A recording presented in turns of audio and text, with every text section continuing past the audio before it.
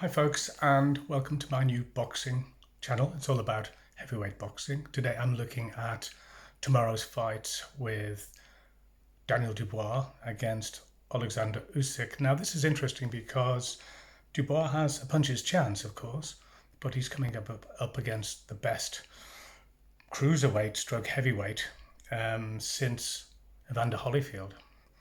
So let's have a look at the chances for Dubois first. Well, if you look at his fight against Kevin Lerena, he was down 3 times. He tends to go down a little bit easily if he's hurt, Dubois. So that's a concern. It might be described as kind of damage limitation taking a knee. That's fair enough. But in his fight against Lerena, he was up against a good southpaw, but not a great southpaw. Now, we all know that Oleksandr Usyk is a great southpaw.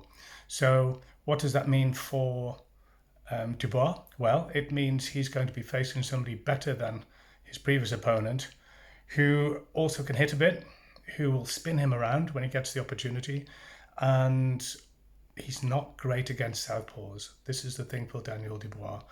If Usyk was a bit more orthodox, he would, I think, stand a better chance.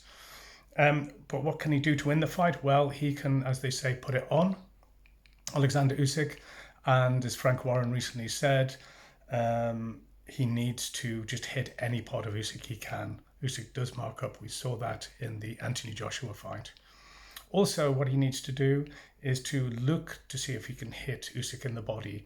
There aren't many chinks in Usyk's armor, we know that. However, in the past, in the amateurs, he has been hurt by body shots. So that is a consideration as well.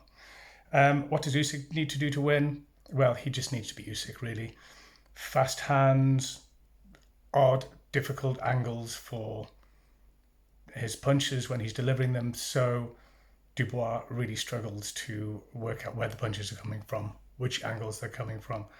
Dubois comes forward in a very linear stance, and is quite predictable. So having Oleksandr Usyk needs to just step back and then go from side to side.